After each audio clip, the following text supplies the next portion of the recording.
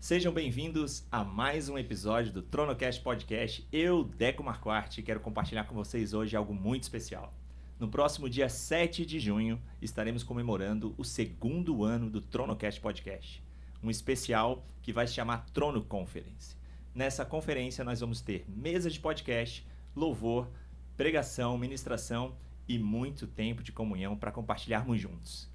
Tenho certeza que você vai experimentar um momento incrível neste dia e nesse lugar. As inscrições são gratuitas e você pode fazer através da bio do nosso Instagram, tá? Esperamos vocês lá. E hoje, como sempre, o TronoCast Podcast compartilha histórias e testemunhos que impactam a sua história e tenho certeza de muitos outros que você pode levar essa história também. E hoje, nesta mesa, estão comigo Bruno e Camila. Muito obrigado pela presença. É uma honra para o TronoCast receber vocês aqui. É um prazer nosso, na verdade, né? Vir aqui compartilhar, testemunhar e contar o que Deus tem feito. É sempre uma bênção. O missionário gosta de contar o que Deus está fazendo, né? Amém. Que a gente possa compartilhar bastante coisa que Deus tem feito na nossa vida e através da nossa vida. Né? Amém, amém. Vocês são missionários, né? Hoje vinculados à Igreja Presbiteriana Independente, né? A igreja também que eu e Renata, que está aqui também nos bastidores, né? Frequentamos, né? Eu estou há 16 anos, né, na Igreja Presbiteriana Independente, desde que casei, né? Casei já na igreja. Apesar de que, quando criança, eu ia na escola dominical de uma igreja presbiteriana independente, né, que ficava muito próxima à casa da minha avó. Então, desde criança, eu posso dizer que vivo, né, nessa congregação e sou aí alimentado espiritualmente por líderes, né, e por pessoas que têm me acompanhado desde então, né? Uma igreja que é muito importante na minha história, né? Meus filhos estão lá, minha esposa está lá, minha família estamos lá, né? E é uma honra poder ter missionários, né? É muito legal porque a IPI tem esse viés, né? Hoje, se olhar para o estreito, para a nossa igreja, 30% do nosso orçamento é de missões, né? Caramba. Amém. Então, Deus, cara. é uma igreja que né? Eu tenho uma honra de ser tesoureiro de lá há 12 anos. Né? E eu vejo isso na prática acontecer. O investimento em missões da IPI do Estreito é sempre algo que nos brilha os olhos. E é engraçado a gente ver como essa liturgia de estar falando de missões dentro da igreja muda de fato a mentalidade da igreja em relação a missões, né? Porque a nossa igreja tem um congresso de missões há 36, 37 anos, né, Camila? É muito tempo de congresso de missões. E aí você vai ver o resultado disso. A nossa igreja envia quase 60 missionários. Apoia, né? Quase 60 missionários financeiramente em campo. E nem todos, né? A grande maioria não é da nossa igreja. Tem os missionários como nós que pertencem à igreja, que estão lá. Mas tem muitos que são de várias outras igrejas. Inclusive, nós entramos em contato com uma que estava vindo da Rússia, né? Por conta da guerra e tudo mais. E ela era de uma igreja totalmente diferente, mas apoiada, financiada e mantida pela igreja de Maringá, né? A nossa igreja lá. Então, você vê que existe uma cultura e que essa liturgia, né, a longo prazo tem um resultado muito positivo, né? E nós estamos em missão, né, e também mantido pela igreja, assim como muitos outros, né? E em contrapartida nós vemos algumas outras igrejas às vezes que não tem um missionário enviado, né? Então não é por falta de dinheiro, é por falta de visão mesmo. A gente está hoje com missionários do México, Tailândia, né, no qual a nossa igreja tem apoiado, né? Na Turquia, né? E vários aqui na região local também. Então, é muito importante, né? A gente estar presente de alguma maneira, né? Em lugares que os nossos pés às vezes não vão alcançar. Sim. Né? Mas pessoas que têm esse chamado, esse propósito, têm se disposto aí no nosso lugar, como vocês estão. É muito legal. E não é fácil ir, não é fácil. É difícil. Mas quando a gente se sente cuidado, cara, quando a gente se sente abraçado pela igreja, que a igreja se importa com a gente, estão preocupados com a gente, tudo fica mais leve, tudo fica mais suave. Hoje eu posso dizer assim, ó, se eu tiver qualquer problema na missão, eu vou ligar para minha igreja e eles vão cuidar de mim, entende? Então isso faz diferença. Você estar lá, você sabe que você tem alguém que te apoia, né? Você tem uma igreja forte te cuidando, né? Então, para que a gente possa continuar e tá seguro daquilo que a gente está fazendo e não tá indo sozinho, né? Então, realmente faz muita diferença. Já experimentei os dois lados.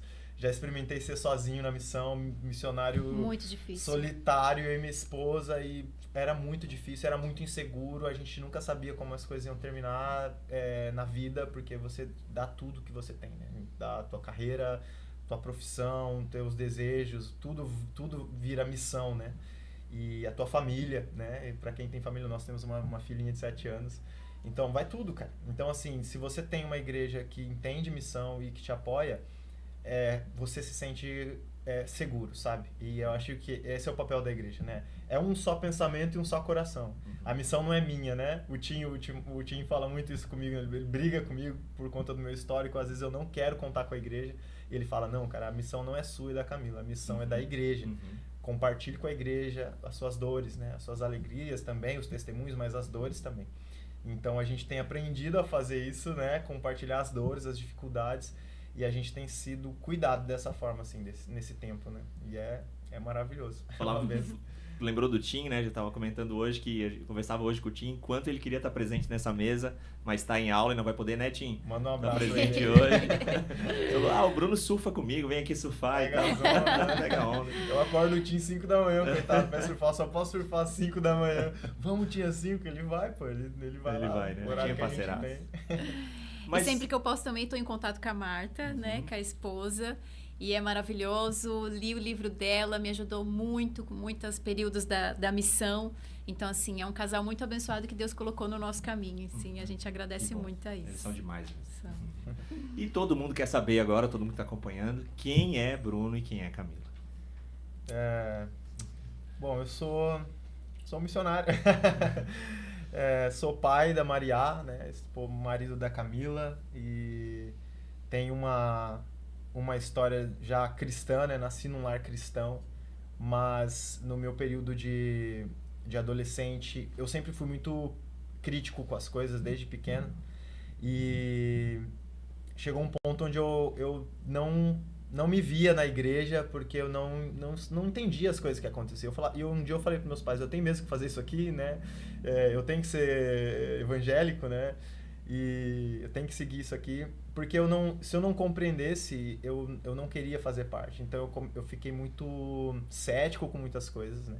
E minha adolescência foi uma adolescência cética, incrédulo, né, com muitas situações. Mas ao mesmo tempo, isso me fez ser um cristão muito sério. Quando eu decidi por Cristo, nada tira isso de mim.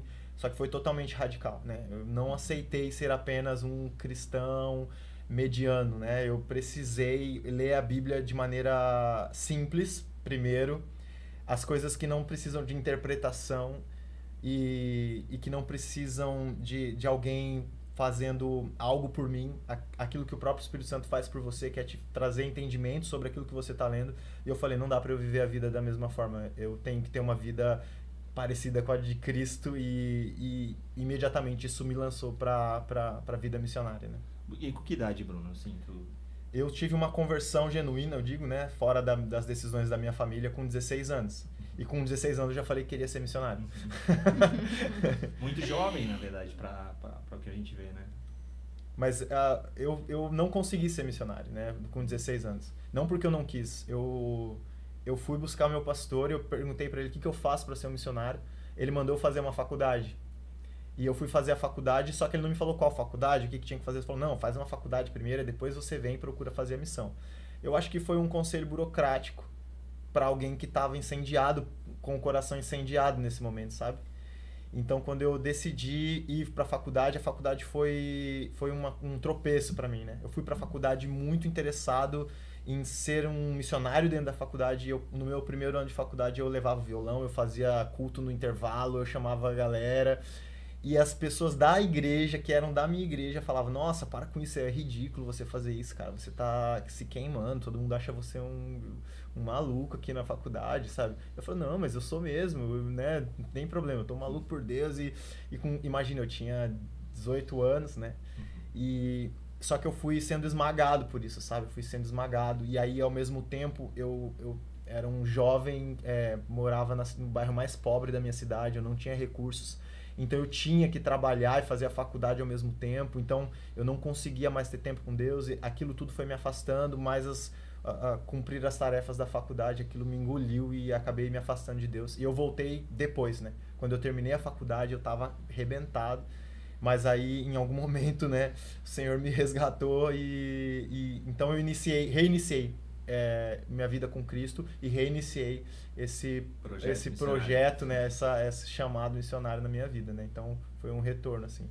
Mas um conselho, né, que às vezes a gente recebe, a gente tem que sentir aquilo do Espírito Santo também, né? Eu, na minha idade, naquele tempo, eu não soube discernir isso e simplesmente acatei e saí fazendo, e aquilo foi muito prejudicial para mim, né? Mas para honra e glória do Senhor, né?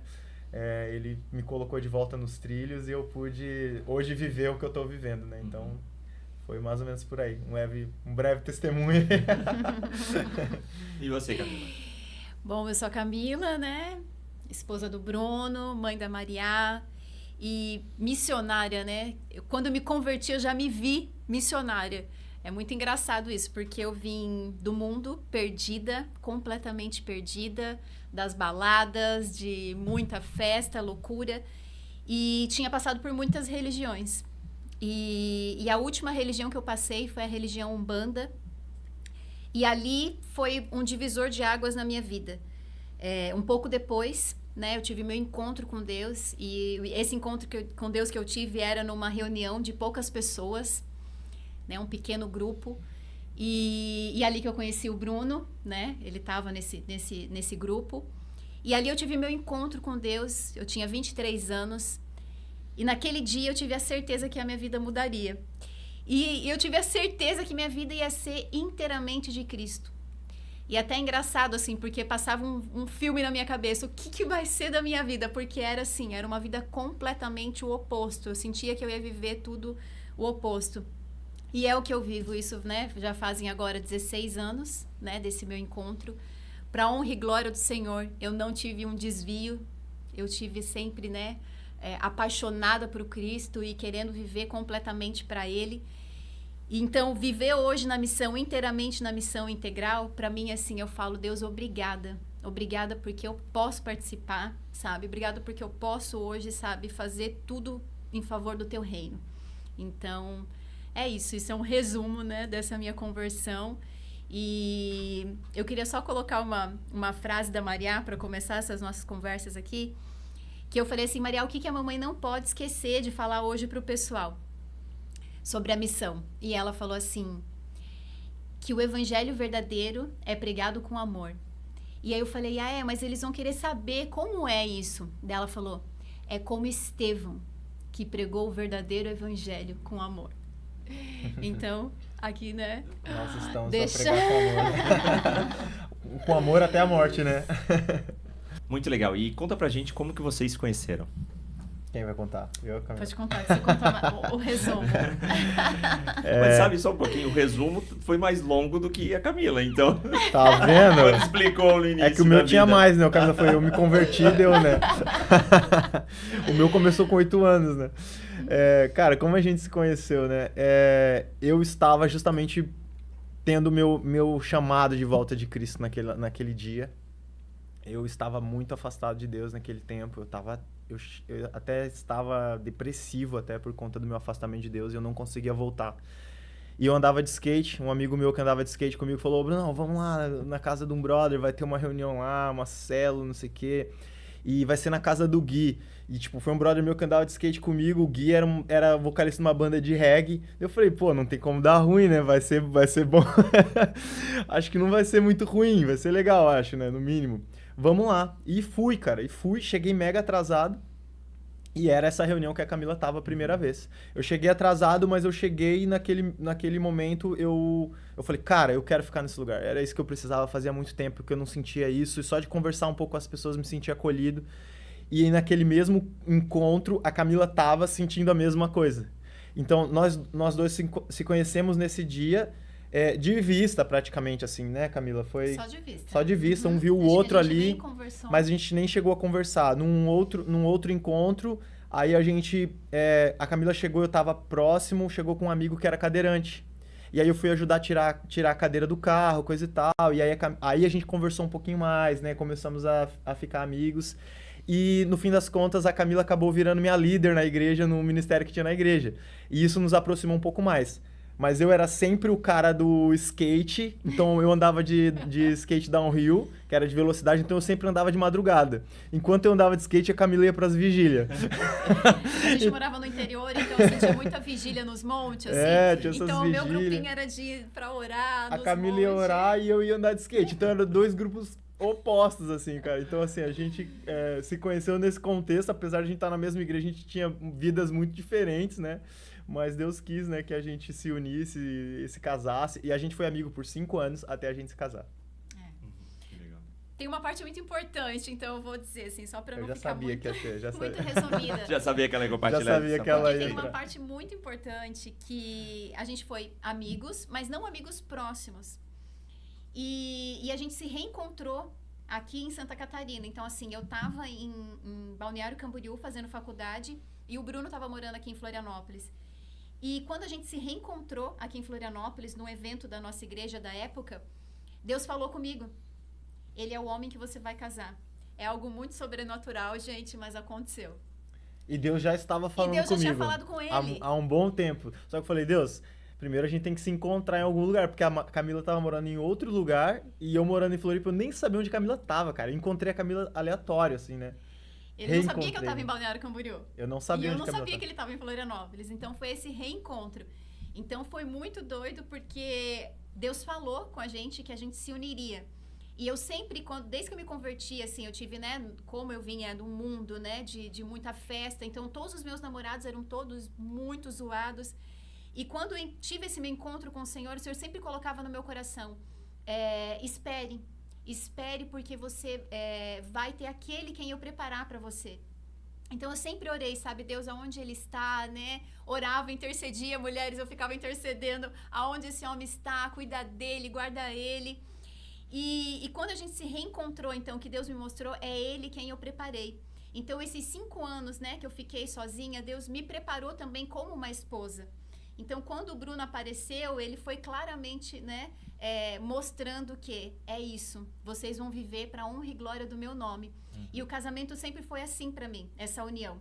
Que quando eu casasse, ia ser o meu companheiro de missão, porque eu já me via como missionária. Então, eu falei, Deus, quando o Senhor colocar alguém, vai ser o meu companheiro de missão. Então, assim, hoje a gente vive aquilo que Deus colocava no meu coração ainda solteira. E para o Bruno também, né? E qual foi a primeira experiência missionária, né? Como é que isso aconteceu? Quando que vocês disseram, agora a gente vai? Uhum. Eu fiz um mochilão uns anos antes da gente começar o hostel, 4 anos antes. Eu fiz um mochilão pela Bolívia e Peru com um amigo e tive minhas primeiras experiências em hostel. E eu percebi que nos hostels a galera conversava sobre tudo, mas tudo muito flutuante, assim, muito superficial, coisas muito... coisas toscas, sabe, assim, eram conversas inúteis, e muita bebedeira, muita droga, e não tinha profundidade em nada. E era um monte de galera jovem, era pra estar pensando coisas mais profundas, sabe, era pra estar fazendo perguntas sérias sobre a vida, e estavam falando sobre um monte de asneira, sabe. Eu falei, cara, que loucura isso aqui. E eu começava a conversar com a galera e eu começava a fazer perguntas desse tipo, cara, e o que você vai fazer o resto da vida? E o que você acha, tipo assim, que vai acontecer com você daqui um certo tempo? E se você morrer, o que acontece? E começava a fazer perguntas mais profundas sobre a própria existência da vida, né? De onde você acha que você veio? Pra onde você vai, né? E começava a fazer esse tipo de pergunta e a galera tinha opiniões, assim, totalmente malucas, né? E quando eu vinha conversar, então o pessoal se assustava, né? Se assustava, meu, que maluco, o cara tá falando de Deus, não sei o quê. Então, ao mesmo tempo que tinha gente que queria me espantar e queria me colocar distante por estar falando dessa forma, tinha muita gente que se aproximava e ouvia e queria saber mais sobre aquele assunto que era Deus, que era Jesus, né? Então eu falei assim, cara, eu acho que isso precisa acontecer mais vezes, sabe? Precisa acontecer em mais momentos, precisa acontecer isso. Continuei o mochilão, quando eu voltei, eu senti que era pra fazer isso. Eu não fiz uma escola... Mas conta da tua experiência no hostel. que perguntaram... Teve uma experiência muito louca num hostel que eu tava. Eu ficava muito tempo nos hostels porque depois, né, vem esse tempo, né? Depois que eu volto, que eu decido ir pra missão, eu falo, eu vou ter um hostel missionário. Eu nunca tinha feito uma escola de missões, eu nunca tinha feito nada a respeito de missões. Minha igreja não enviava missionário, eu não tinha alguém em referência como missionário. Mas eu falei, cara, eu vou. Eu vou começar um hostel missionário. E eu decidi sair do emprego, larguei tudo e fui, cara. E fui embora pra Bolívia, pro Peru e ficava procurando um lugar pra ser o hostel. Só que enquanto eu procurava, eu ficava hospedado em hostel. Ficava num monte. Em um monte de hostel diferente. E eu tava em um e eu já tava há um tempão, já tava umas 3 semanas no mesmo lugar e já tava conhecendo toda a galera que tava no hostel. Eu já era parte do hostel. É esse ambiente de todo mundo se conhecer. Todo mundo se conhece, e aquela Babilônia, né? Todo mundo falando 1000 idiomas ali, se virando, cada um pra falar um idioma diferente. E aí a gente ali... E eu tinha saído de skate, porque eu sempre saía de skate pra dar um rolê, tinha saído de skate e voltei e o pessoal tava junto, fazendo uma reunião. Cara, reunião de hostel é tudo que você imaginar tem, né? E a galera lá, com aquela reunião, todo mundo muito louco, trocando ideia, e eu chego com o skate, assim, o pessoal me olha e fala, Bruno, e aí, cara, chega aí, a gente tá contando uma história muito louca. Todo mundo tá contando a história mais louca que já viveu na vida, tudo, a coisa mais bizarra que você já fez. A gente tá contando e só falta você. Todo mundo já contou e você vai contar a sua. E eu chego e eu conto a minha experiência de conversão aos 16 anos que tinha acontecido comigo. E todo mundo assim, ó, acabou a festa. Assim, todo mundo ficou tipo assim, ó. Tipo, mano, o cara estragou, né? Tipo, tava tão legal, o cara chegou e estragou com tudo. Só que a galera ficou muito pensativa, acabou aquela reunião, todo mundo foi saindo. E aí veio uma menina britânica, veio conversar comigo, ela falou assim, nossa, Bruno, ouvi você falar de Deus, é tão incrível, dá até a impressão que ele existe mesmo. Ela falou assim, aonde eu vivo, se alguém falar que acredita em Deus, as pessoas vão falar, por quê? Mas ouvindo você falar, e eu vejo as pessoas na América do Sul, Deus é sempre muito presente. Mas quando eu falo que não acredito em Deus, as pessoas falam, por que você não acredita em Deus? Mas eu não tinha motivos, né, pra crer. Ela falou, mas ouvindo você falar, me traz uma coisa diferente em relação a isso. E naquele dia eu falei assim, cara, é isso, sabe? Isso tem que acontecer. Esse hostel precisa existir, a gente precisa conversar com mais gente. Mas a gente tá falando de 15 anos atrás, né? Então, assim, naquele tempo nem era tão complicado quanto está sendo hoje. A questão do ateísmo, né? Igual a gente tinha conversado, pluralismo, né? Pessoas que acreditam num monte de coisas diferentes e junta tudo aquilo no mesmo pacote e fala, eu tenho meu próprio Deus, né? Então, nesse tempo era dessa forma. Então, o hostel começa... nesse período, eu fiquei 3 anos e meio viajando de mochilão. E aí, eu e a Camila se casa, aqui em Florianópolis, eu tava quase desistindo já do hostel, a gente se casa. E quando a Camila entra, a Camila começa a fomentar de novo. E o hostel? Vamos fazer. Então, com 6 meses de casado, a Camila fala, não, agora a gente vai começar o hostel, vamos começar. Com 6 meses, Deus falou comigo. E é muito doido porque, assim, eu intercedia pelo hostel, porque como eu era, o ministério que eu participava da igreja era intercessão, então, assim, o Bruno sempre ia com pedidos de oração para eu orar. Ah, Camila, encontrei um lugar lá na Bolívia, ora aí. Então, assim, eu sempre estava intercedendo. E quando a gente tinha 6 meses de casado, Deus falou, é agora. É a hora de começar o hostel. Então, a gente começa a missão com 6 meses de casado. Teoricamente, nada de teoria, né? A gente não tinha nenhuma preparação para ser missionário. Nenhum apoio, ninguém apoiava. A nossa igreja não apoiava, a nossa Nada. igreja não enviava missionário. Então, a gente começa aquilo realmente totalmente dependente do Espírito As pessoas ainda falavam que Santo. o casamento ia acabar. Nossa, falaram de tudo, sabe? Assim, vocês vão sofrer retaliação porque vocês estão fazendo isso. E, cara, de verdade, assim, quando a gente começou o hostel, tudo que eu tinha de dinheiro eu dava para pagar metade do aluguel por mês, porque a gente alugou um espaço para começar o hostel. E foi justamente, assim, essa entrega total. Eu cheguei a ficar 2 anos sem poder comprar calça, né? Porque eu não tinha dinheiro para comprar calça. Tudo que a gente tinha, a gente colocava na caixinha do aluguel e falava, agora Deus manda o resto, né?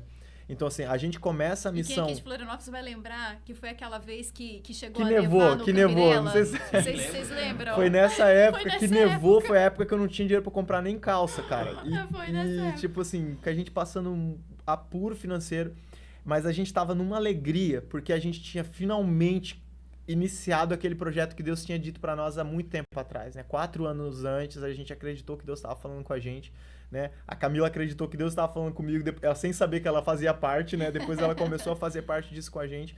E a gente casa, 6 meses depois a gente começa a missão. tipo, teoricamente, a gente tava no início do casamento, não era o momento pra gente fazer isso. Mas, cara, é Deus que decide qual que é o momento de cada coisa, né? E a gente sabe o que Paulo diz pra Timóteo, né? Prega o evangelho a tempo e fora de tempo. Então, a gente começou a pregar o evangelho talvez fora de tempo. Mas a gente fez aquilo que tinha que ser feito e a missão começa dessa forma, cara. Eu não aconselho a maioria das pessoas a fazerem a mesma coisa dessa forma, mas eu aconselho as pessoas a fazerem aquilo que o Espírito Santo estiver mandando elas a fazerem, sabe? A ouvirem a voz de a ouvirem Deus, a voz de Deus. Então, cara, isso não é sábio fazer, mas se o Espírito Santo tá te mandando fazer, então é sábio ouvir o Espírito Santo. Foi o que eu fiz, sem apoio nenhum. E a gente tá 11 anos, só com esse projeto missionário, que é o Cats Barnea Hostel, a gente tá há 11 anos nele, né? E onde fica, para o pessoal se orientar? O Cats Barnea Hostel fica no bairro Ingleses, né, na Praia dos Ingleses, no lado sul, que é muito pertinho da Praia do Santinho também. Então é um lugar ali bem estratégico, que a gente consegue receber gente do mundo inteiro. Né? A gente já recebemos mais de 40 nacionalidades diferentes ali. Já pregamos o evangelho para para todas as nações no lugar só. Para todas as nações no mesmo lugar, né? A gente foi enviado para todas as nações no mesmo lugar. Vocês estiveram em outros lugares ou fazendo a missão ou foi aqui que vocês têm feito? Exatamente? No meu período que eu fiquei na Bolívia, eu apoiei uma igreja local no Salar de Uyuni. Não sei se vocês já ouviram falar do deserto da Bolívia, o deserto de sal. É uma cidade bem complicada, no meio do deserto, assim. E eu apoiei uma Assembleia de Deus lá, uma igrejinha bem pequenininha. Então, ajudava no louvor, ajudava nas ministrações. Quando tinha evento de jovens, às vezes eu ia para cidades vizinhas para ajudar a fazer o evento, a pregar. E nessa época eu já tinha aprendido o espanhol, então facilitava um pouco também para ajudar. Mas foi só isso que eu tinha feito até então. Mas também não foi enviado pela minha igreja, porque minha igreja, como eu disse, né, antes da IPI, a minha igreja não enviava. Então, eu estava simplesmente porque eu vi a necessidade da igreja e tentei cooperar, enquanto eu estava buscando um lugar para fazer o hostel, né? Que era isso que eu estava fazendo nesse período de mochilão. E até tem uma curiosidade bem legal, né? Porque hoje o idioma que eu mais falo dentro do hostel é o espanhol. E eu fiquei 3 anos e meio aprendendo espanhol na raça, né? Tipo... Hoje, as pessoas de nacionalidades diferentes que vão conversar perguntam, você é de qual país? Eles têm dúvida se eu sou brasileiro. Porque eu tenho sotaque de todos os lugares que falam espanhol, né? Então, assim, você é chileno, é argentino. Chileno pensa que eu sou argentino pensa que eu sou chileno, né? Sempre tem um sotaque estranho. Então, assim, o idioma que eu mais uso, hoje eu consigo pregar o evangelho fluentemente com todas as palavras necessárias em espanhol. E é o idioma que a gente mais usa hoje, né? Eu falo um pouco de inglês, mas não é um inglês muito bom. Mas Deus enviou uma outra missionária que fala inglês, então a gente tá amparado ali dos idiomas, né? E muita gente que fala inglês fala espanhol também, né? Hoje, a gente tá com um alemão lá, que chegou hoje, e ele fala espanhol também. Então, tipo, já facilita também. Então, o espanhol virou uma ferramenta super importante. Eu não achei que o hostel seria no Brasil. Eu achava que ia ser fora. Tinha certeza disso e por isso que eu fui, né? Deus não conta a história toda que você não vai, né? E eu fui por conta que eu tinha certeza que ia ser fora do Brasil e no final das contas era no Brasil, só que o idioma que eu mais falo, eu falo mais do que português lá. Eu falo mais espanhol do que português. E eu tive uma experiência, né, quando eu era solteira, muito legal, que eu tive um sonho e nesse sonho eu sonhei com uma criancinha que eu escovava o dente dessa criancinha. E eu fui visitar uma base da Jocum, em Maringá, e quando eu fui visitar a base da Jocum em Maringá, eu contei o sonho para uma missionária que estava lá. E ela começou a dar risada, e ela falou, conta esse seu sonho aqui para um outro missionário lá. E eu contei, mas para mim parecia só um sonho. Aí ela falou, Camila, a gente tem um projeto aqui, que chama Projeto Sorrir. E esse projeto a gente vai e ensina a escovação para as crianças. E esse sonho eu tive na semana que eu fui visitar essa base. Eu contei porque era um sonho tão recente, tão real, e aí eu contei. E aí eu tive essa experiência missionária com eles, que daí a gente foi para o Paraguai, e eu ensinei a escovação para as crianças. Eu não sei quem conhece, né, o Paraguai, mas uma região que a gente foi, que é Coronel Oviedo, é uma região bem pobre, e a gente foi visitar muitos vilarejos lá, tem muitos vilarejos. E aí, nesses vilarejos, eles nunca tinham pego escova de dente. Então, eu encontrei adultos que nunca tinham escovado os dentes. E as crianças que não sabiam o que fazia com a escova de dente. Então, por isso que a gente tinha que pegar na mãozinha, que era exatamente no meu sonho. Você pegava na mãozinha e ensinava a escovação. Então, essa, né, foi a experiência que eu tive com a missão, onde Deus colocou tudo ali, as confirmações. Nessa experiência, Deus falou tudo o que eu iria fazer mesmo, que era aquilo que ia ser a minha vida, que ia viver em pregação do Evangelho. Olhando vocês, assim, eu já acho que eu nunca tinha imaginado que a missão podia acontecer dessa maneira dentro de um hostel. Ninguém imagina. Ninguém imagina, né, cara? Ninguém consegue imaginar, né? Mas agora vocês falando parece tão óbvio, tão claro, né? E eu queria perguntar como que isso acontece na prática, né? E vocês acabam fazendo de forma mais orgânica ou vocês têm algo programado? A missão ali no hostel, a gente diz que é uma mistura de dois formatos missionais, né? Que é uma missão de impacto, né? Aquela missão que você sai na rua e já vai pregar o evangelho para alguém e vai com um grupo e faz aquele dia e vai embora, por exemplo. Mas a gente também considera que o hostel é uma missão de relacionamento, que é aquela missão que você vai visitar, tem tempo com a pessoa, vai se tornando amigo e tudo mais. O hostel é meio que uma mistura disso. Porque é muito intenso. Você passa o dia com as pessoas estão hospedadas no lugar onde você cuida de todas as coisas, você serve. As pessoas vão lá no hostel, elas vão me ver recebendo elas, fazendo o check-in, né? E depois elas vão me ver lá limpando o banheiro, desentupindo o vaso que tá entupido, entendeu? Então, tipo assim, eles me veem fazendo tudo lá. Então, de certa forma, eles me veem como alguém que tá servindo eles, mas ao mesmo tempo nós somos os proprietários, então também me vê, cara, que legal, eles têm um hostel, mas vê a gente fazendo de tudo. Então, isso deixa a gente humilde para se relacionar com eles. E, ao mesmo tempo, a gente tem essa expectativa de, primeiro, criar um relacionamento. Não necessariamente a gente chega com uma voadora falando de Jesus. A gente chega querendo ser amigo deles. E é o que a gente faz. De fato, a gente quer ser amigo deles. Entende? Só que bons amigos, um amigo que te ama, vai sempre falar o melhor para você.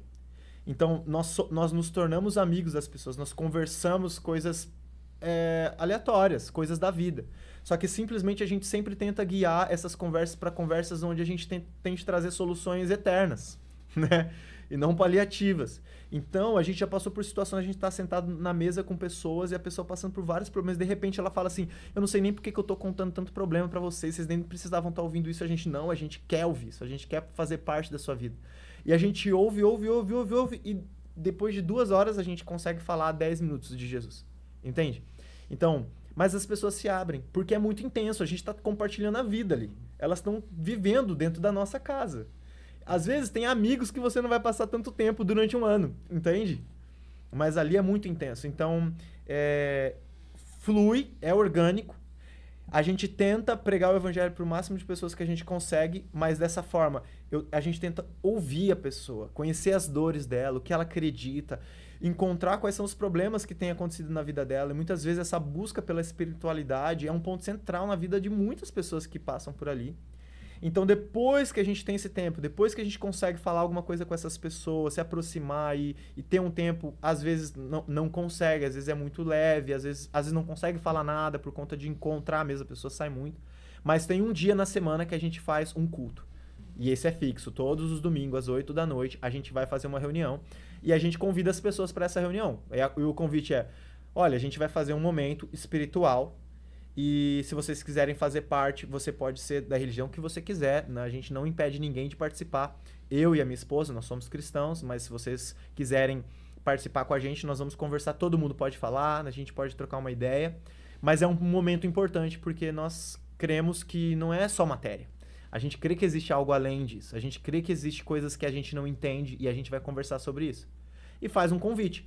Cara, vai ateu, vai todo mundo, cara. Todo mundo quer participar. Tem gente que já fala que não quer, tem gente que fica brabo, é o que acontece. A gente, por exemplo, as nossas últimas notas, as últimas notas de janeiro em avaliação, a gente recebeu a avaliação na internet, a gente recebeu 10 em todas. Todas as nossas notas de fevereiro foram 10, no cuidado, na atenção e tudo mais. As notas ruins, as últimas 4 notas ruins que nós tivemos, que foi 6, 4, era porque nós estávamos pregando o evangelho dentro do hostel. Então, até com os voluntários, a gente tem uma missionária lá trabalhando com a gente fala assim, nós temos que ser excelentes em tudo que a gente faz, porque a gente já sabe que a gente vai ser criticado quando a gente pregar o evangelho. Ao mesmo tempo que tem gente que recebe com alegria, mesmo que seja a primeira vez, domingo agora foi lindo, a gente teve uma argentina ouvindo a palavra de Deus, e ela falou assim, eu sinto que Deus fala comigo, mas eu tenho o meu próprio Deus. Daí a gente começou o culto e tudo mais, né? A gente já tava no culto. De repente essa menina começa a chorar. E aí eu falo pra ela, falo assim, olha, hoje não foi o seu Deus, né? Hoje foi o Deus que eu tô falando. Isso que você tá sentindo foi o Deus que a gente tá falando, é o Deus da Bíblia. É o Deus que Jesus fala, né? Então você consegue fazer isso nesses momentos, mas cara, são momentos que quem vai ali já tá meio que predisposto a ouvir algo. Vai gente que também só quer discutir, né? Que quer botar a gente na parede. Mas a estratégia basicamente é essa. Não dizer que a gente é um hostel evangélico, cristão e missionário, né? Não dizer que é uma base missionária. As pessoas vão. Quando elas chegam lá, elas descobrem o que a gente é, mas a gente recebe elas como em qualquer outro hostel. A gente cuida delas, só que a gente faz melhor do que todos. Né? A gente tá interessado em muito mais do que simplesmente receber o dinheiro delas, que elas vão pagar, elas pagam pela hospedagem. Mas Jesus a gente dá de graça. E é isso o que a gente mais quer dar. Então a gente cuida delas com o melhor que a gente pode, com todo o amor que a gente pode. Por isso a gente recebe nota 10, né? Mas ao mesmo tempo a gente está levando Jesus e uma vez na semana, no domingo, a gente vai fazer essa reunião e alguns vão participar e às vezes é nesse momento que a gente consegue chegar mesmo no ponto que a gente quer. E como diz a Maria, né, que a gente pregue o verdadeiro evangelho. Com amor, né? Amor, até a morte. Até a morte. Nem que isso nos custar a morte, né? Então é isso que a gente faz. E teve uma experiência agora recentemente com um argentino e eu fui ler uma passagem bíblica, uma parte do evangelho. E aí ele falou assim, eu quero ler isso aí. Aí ele falou, eu nunca fiquei interessado em ler a Bíblia, mas eu quero ler isso aí. E ele falou, onde tá que eu quero ler? E aí depois ele leu, e aí o amigo dele chegou depois no hostel. Aí o amigo dele falou, nesse dia ele estava passando mal no hostel, com virose, né, que pegou todo mundo lá.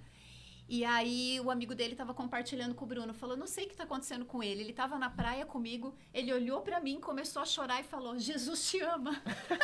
A gente tinha pregado para ele um dia antes.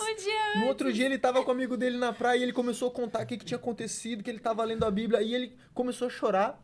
Isso, o amigo contando. E ele começou a chorar, e ele olhou pra mim e falou, Jesus te ama. Meu Deus, cara, o cara ouviu o evangelho ontem, ele já tava chorando, emocionado e dizendo pro amigo que Jesus ama ele. Então, tipo, é muito orgânico. Acontece muito naturalmente. É a nossa vida, né? Eu sempre falo pras pessoas assim, cara, eu falo, quando eu tô pregando lá, eu falo assim, vocês acham que eu tô nisso de brincadeira? Eu não tô de brincadeira. Isso não é um ideal, isso não é uma ideologia.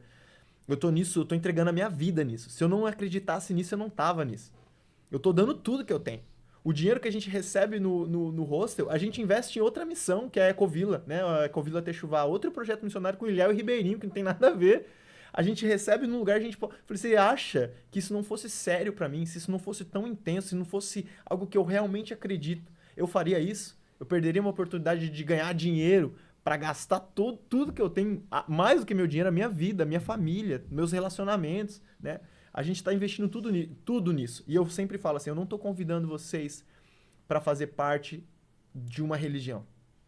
Eu estou convidando vocês, eu falo assim, e o convite de Jesus sempre foi para que as pessoas fossem discípulos dele. Eu estou convidando vocês para seguir Jesus. Esquece o nome que você dá para isso. Se você achar que Jesus vale a pena, né? Eu tô te convidando para seguir Jesus. Então a gente também tem que quebrar esse muro da religião, porque muitos chegam ali totalmente rebeldes com isso, com a história da igreja. Fechados para a igreja e tudo mais. Então eles não querem ouvir da religião, mas eles querem viver uma experiência espiritual. Porque todo mundo tá buscando isso. Eu até sou audaz lá, né, que eu falo assim, olha, se você já encontrou, nem é para você essa mensagem. Essa mensagem é para os que não encontraram. Se você não encontrou, eu encontrei. Se você já encontrou em outra coisa, beleza, você tá bem, você tá completo, você tá totalmente suficiente, você encontrou algo que realmente te deixa bem. Então, cara, não tem uma mensagem pra você. Eu tô aqui só para os desesperados, né? Eu tô só para quem não encontrou nada que tá na busca. E a gente sabe, né, que na verdade não encontraram, né? E todos estão na busca. Então, é meio que fácil até, nesse ponto, né? É até fácil. É difícil porque é uma pregação muito apologética.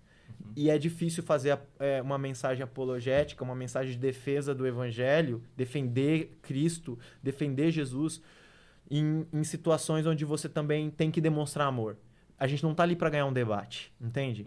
A gente não quer dizer, no final eu ganhei o debate aqui. A gente tem que ir até o limite onde a gente consiga pregar o evangelho sem criar um muro. criando uma ponte. E esse é o maior desafio. Se fosse só defender o evangelho, de certa forma, né, talvez o cristianismo é talvez a religião mais fácil de você comprovar isso e deixar isso plausível, mesmo cientificamente, né? Mesmo historicamente, é muito fácil você comprovar o evangelho. Se fosse só defender o evangelho, era mais fácil. Mas não ofender a outra pessoa com a crença dela e conseguir criar essa ponte, esse é o desafio. Esse é o maior desafio. E é interessante, cara, eu tô aqui impressionado, assim, primeiro pela missão de vocês, como eu coloquei, mas especialmente pelos olhos brilhantes de vocês. Né? Quando vocês falam disso, todo o entusiasmo, tudo que Deus e o Espírito colocou no coração de vocês, sabe? Isso, tô arrepiado aqui de ouvir falar e de ver frutos que talvez eu nunca vi, mas eu consigo ver isso através de vocês, sabe? Amém. De como vocês exalam isso em todas as palavras, da forma com que vocês expressam tudo que vocês estão vivendo. E eu imagino que seja um desafio, porque diferente de uma igreja, quem entra numa igreja sabe o que vai encontrar. Sim. Quem aluga um hostel pra passar um tempo... Ele aluga um hostel, irmão, quer tocar terror, essa é a verdade. O cara tá ali pra tocar terror, então. Não tá ali pra nada espiritual. Nada. Aquilo ali é um choque, é um choque. Eles ficam chocados com o que tá acontecendo ali dentro, sabe? E até a gente recebeu, né, muitos nessa caminhada aí, muitos desviados, que vinham para Florianópolis para perder a cabeça e chegavam ali e aí tentavam fazer um monte de coisa errada e nada dava certo, né? Inclusive, a gente tem um testemunho muito legal que hoje em dia ela casou com um pastor, estão em Balneário Camboriú, e ela deixou uma carta pra gente. O Bruno conheceu ela na igreja, então assim, não sabia que ela tinha desviado. E a menina estava perdida, então o Bruno só contava para ela coisas espirituais e conversando, e a menina ouvindo, e os amigos também prestando atenção. E depois ela deixou uma carta pra gente. E nessa carta ela falava, eu vim para Florianópolis disposta a abraçar todas as oportunidades. Eu queria aceitar todos os convites. Qualquer convite que me fizessem eu ia aceitar. Eu estava disposta a fazer tudo em Florianópolis. E eu cheguei aqui e vocês começaram a conversar comigo. E eu tinha conhecido ela numa viagem de impacto missionário. Era uma viagem curta de um fim de semana, mas ela era uma adolescente, tinha 15 anos. E aí, quando ela vai pro hostel, eu não sabia como ela tava. Ela vai com os amigos da faculdade.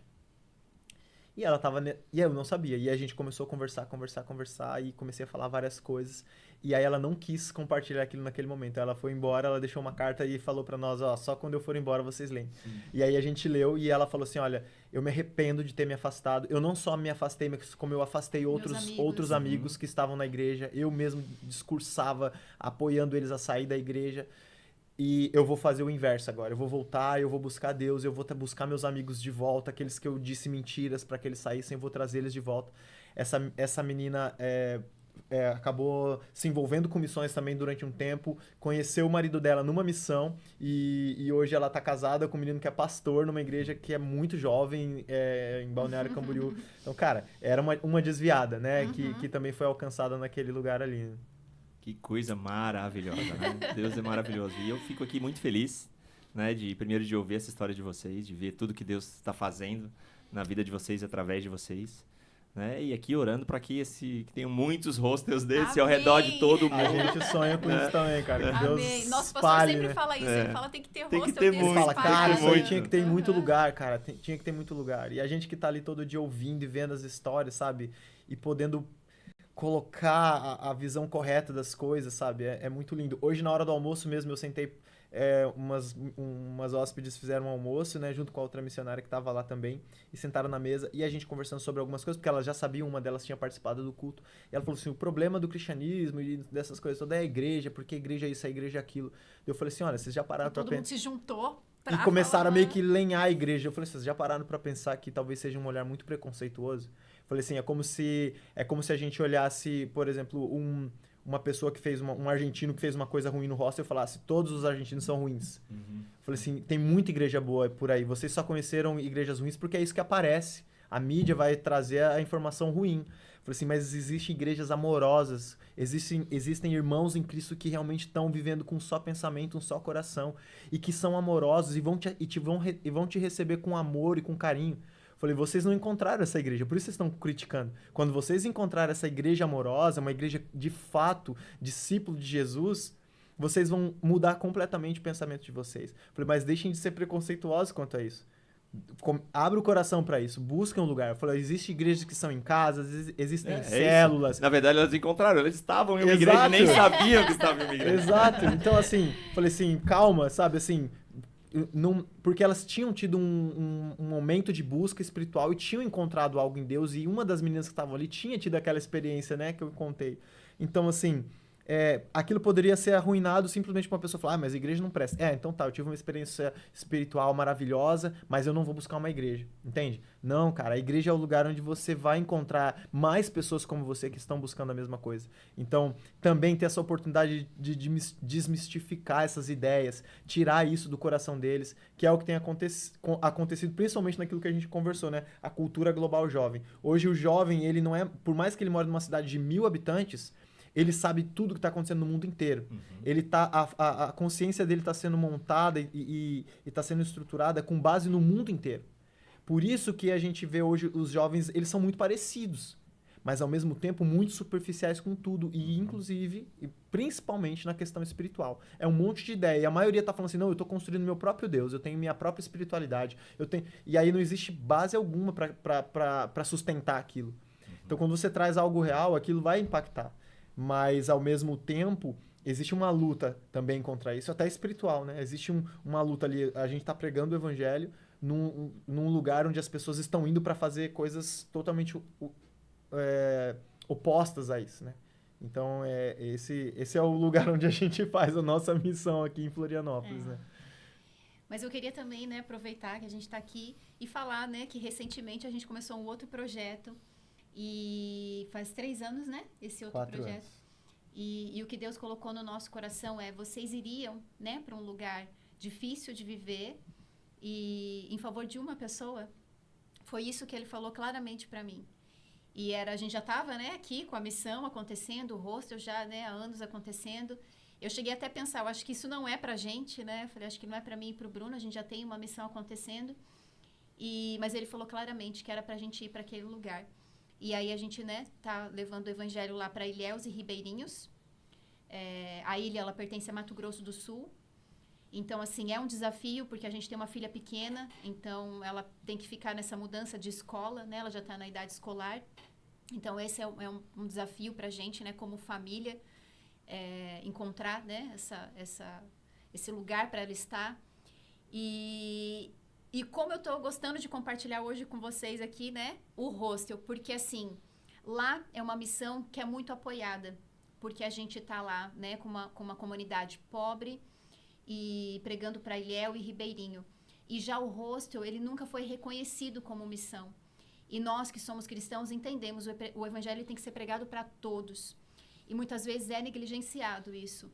Então, tá sendo maravilhoso compartilhar, né, do hostel, mas também, né, a gente tem esse outro projeto, né, que se chama Ecovila Techuvá, mas que Deus colocou também isso no nosso coração, que esse pessoal que é pluralista, né, que é mais panteísta, né, Bruno, ele vai estar também naquele lugar. Então, também Deus, ele coloca um novo desafio, né, que a gente também nunca trabalhou com esse pessoal, mas ele está colocando, que é um pessoal, né, não sei se todo mundo conhece, mas é um pessoal muito aberto à espiritualidade. Então, eles aceitam qualquer coisa, até o cristianismo. E Deus tem colocado muito no nosso coração nessa temporada e creio que porque vai iniciar agora uma nova etapa, né, desse outro projeto, que é Jesus está fora disso. Jesus não é mais uma religião. E até você não pode ter tudo e Jesus. E Jesus. Uhum. É Jesus e mais nada, né? É Jesus e mais nada.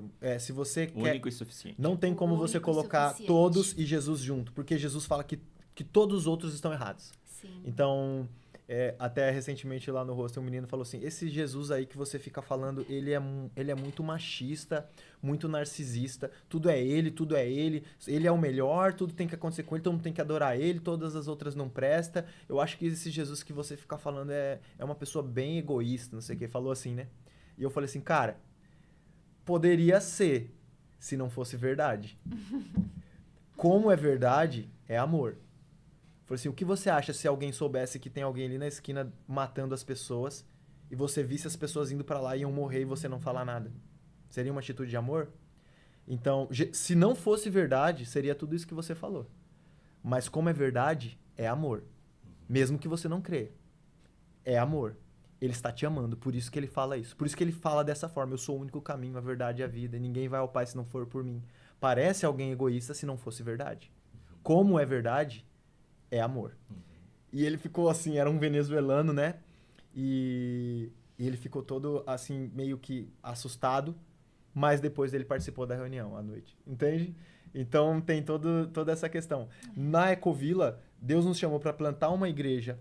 É até legal porque eu me aproximei do Tim por conta da Ecovila, né? Porque a gente está trabalhando com ecoteologia lá e o Tim, eu lia muito artigo do Tim antes de conhecê-lo, né? E ele apoiou muitas coisas que a gente tem feito lá também. Então a gente começou um trabalho, chama Ecovila justamente por essa ideia da ecoteologia, mas a nossa ideia também era aproximar as pessoas, que é um mundo que talvez muitas pessoas não conheçam, que se chama permacultura. É um tipo de ideia de vida, como a palavra significa cultura de permanência.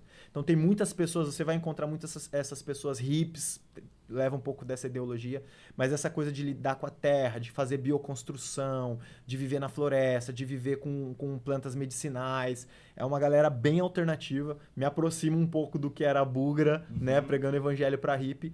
A gente está tendo um projeto que é uma igreja bioconstruída para ilhéus e ribeirinhos, mas o projeto, como a gente trabalha com permacultura para melhorar a vida dos ilhéus e ribeirinhos, a gente quer convidar voluntários não cristãos para nos ajudar a fazer bioconstrução, a trabalhar com trabalhar com tecnologias sociais, com a permacultura. E o mais interessante é que a permacultura, a ideia da permacultura, ela inclui a espiritualidade, só que ela não fala qual. Então, nós chamamos propositalmente o projeto de Ecovila justamente para atrair... Ecovila Techuvá, para atrair esse público, já que na permacultura é tipo o Paulo falando, o Deus desconhecido, então eu vou te falar qual que é o Deus. A permacultura, ela assume essa ideia da espiritualidade, mas ela não fala qual. Então, a gente colocou isso dentro do projeto e aí a gente vai abrir as portas para receber voluntários não cristãos, mas que sejam desse grupo, que eles são principalmente panteístas, né? Panteísmo é aquelas pessoas que colocam uma divindade na terra, por exemplo, Pachamama, né? Gaia, todas essas ideias. Então, aproxima a gente dessas pessoas para que elas estejam lá. E aí a gente vai ter mais um desafio extra, que é também pregar para essas pessoas nesse período de voluntariado, né? Então, ali na Ecovila, além de tudo, a gente quer treinar missionário para reproduzir o projeto da Ecovila. Então, a Ecovila é um projeto novo, mas ele é muito grande, muito diferente do que é o hostel, né? Hoje é bancado pelo hostel, financiado pelo hostel na sua maioria, né? E a gente está se dividindo agora nessas duas cidades, para lá e para cá. Estamos orando por mais trabalhadores, como Jesus, né? Estejam em oração por nós. E é isso. Muito bom, muito bom, muito bom. Mas já estamos indo com um casal. Agora a gente está indo com um casal e uma missionária. Estamos indo com 3 agora. Esse casal com um filhinho de 1 ano e 3 meses. E quanto tempo ficam daí? A gente fica basicamente a baixa temporada lá. Então, a gente fica em média de 6 a 8 meses. Qual que é a distância aqui de... Não, o tempo de permanência. A gente fica isso aí. De 6 a 8 meses, a gente... O hostel aqui fecha. O hostel, ele fica aberto apenas para mensalistas, porque como a gente não consegue atender todo mundo... Aí ele acaba tendo uma função mesmo de levantar um pouco de recurso para bancar, pelo menos os aluguéis, ajudar, né? Nos aluguéis não paga tudo. Mas aí a gente vai para lá...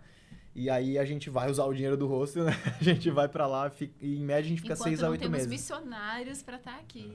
E aí o ruim tem sido isso. A gente começa os cultos, a gente faz todos os trabalhos e quando tá tudo muito legal, tudo andando, a gente precisa deixar e voltar só 4, 5 meses depois, né? Então, essa era a necessidade de ter mais missionários lá e para honra e glória do Senhor, a partir de agora a gente vai ter esse Muita reforço. gente tá vendo aí. Quem tem um chamado missionário aí, por favor, entre em contato. Entra em contato onde? Já vamos falar aqui onde vai ser, para que todo mundo consiga encontrar vocês. Onde? Não sei. Qual é o seu WhatsApp? Bota no Instagram, a galera comenta lá no Instagram de vocês. Isso, pode entrar. Pode ser no Instagram, Família Landim na Missão. Pode entrar em contato com a gente lá. Família Landim na Missão. Tá tudo junto e tal. A gente não mexe muito, mas a gente vai responder quem mandar mensagem. E, cara, basicamente é isso. A gente vê muita gente falando assim, eu tenho um chamado missionário. E fica 10 anos na igreja, sei lá, esperando o quê pra ir, sabe? Então, assim, Tem uma Qual é a dica, então? Qual é a dica pra essa galera? A dica pra essa galera é ir, sabe? Assim, não ficar esperando. Se mexa, sabe? Assim, não se conforme em simplesmente olhar a volta e ficar falando o tempo todo, eu tenho um chamado, entende? Se você tem um chamado, se você não for, você é desobediente, entende? uma amiga nossa missionária idosa, já aposentada, né? Mas ela não saiu da missão, mas ela tá até hoje. E ela falou assim: minha filha fala que tem um chamado missionário. Eu falo pra ela que então ela é desobediente, porque ela não tá na missão. Então não dá pra gente ficar.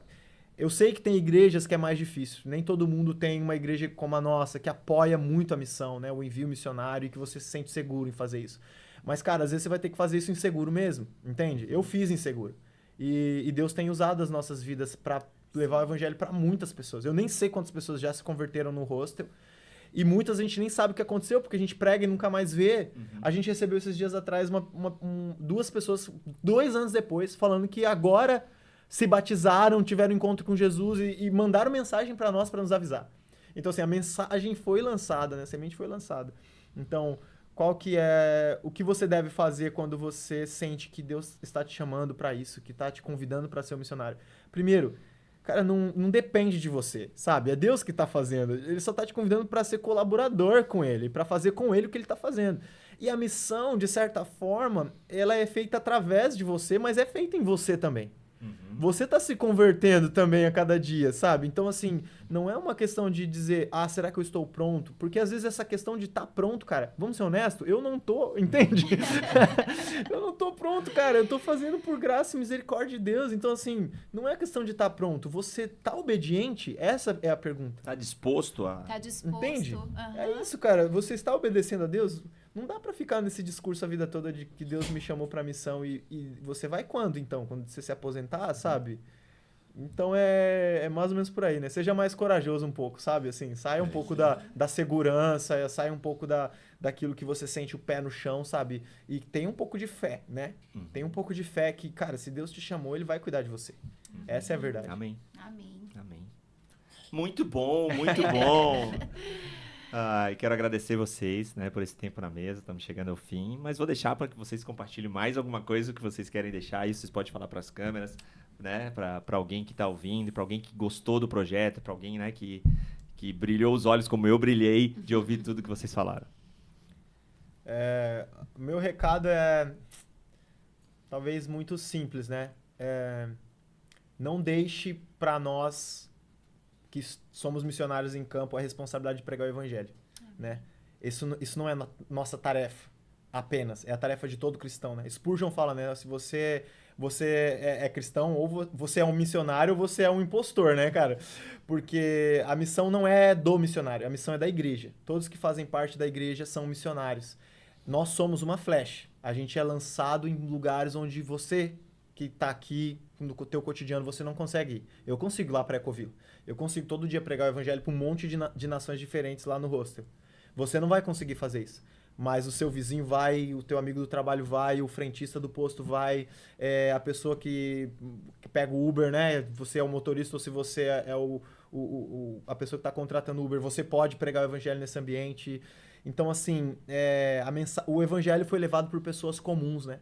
Paulo plantava igreja, mas quem pregava o evangelho mesmo era quem ficava na igreja, né? Quem convertia. Então, não deixe a responsabilidade para nós. A gente está fazendo aquilo que vocês não podem fazer, mas aquilo que está ao seu alcance, eu não posso pregar para o seu amigo do trabalho, por exemplo, né? Muito bom. Amém.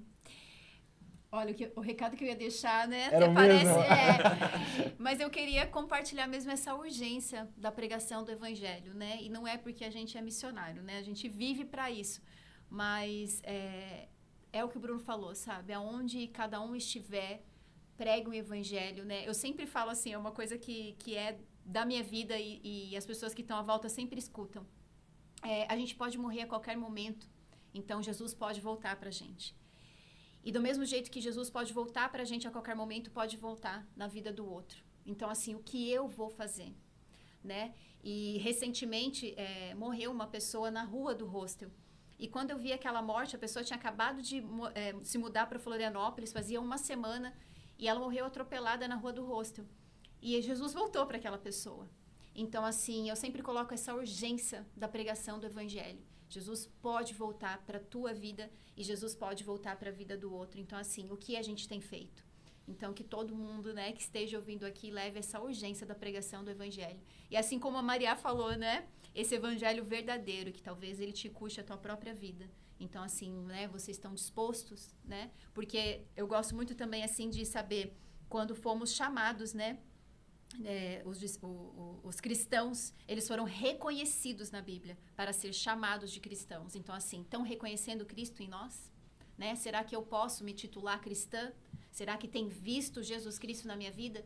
Então, que a gente, né, analise a nossa vida, como a gente tem vivido. E tem essa urgência do Evangelho no nosso coração, para que aí as pessoas realmente recebam da nossa vida. Amém, amém. Sabe que a visão que vem para mim agora é assim, né? A gente vê muitos missionários andando em muitos países do mundo, não é? Mas é a primeira vez que eu vejo Deus mandando muitas pessoas de muitos países para os missionários. Obrigado, Valeu, agradeço querido, muito valeu, esse tempo. Que Deus possa continuar abençoando vocês nesse ministério tão lindo, né? E com muitos frutos já ao redor desse mundo. Amém. Amém. Glória a Deus. Você que nos acompanhou, né? Se esse conteúdo foi relevante para você, eu tenho certeza que sim. Compartilhe, leve esse conteúdo para que mais pessoas conheçam a história do Bruno e da Camila e tudo que Deus está fazendo através deles, tá bom? Obrigado e continua com a gente. TronoCast.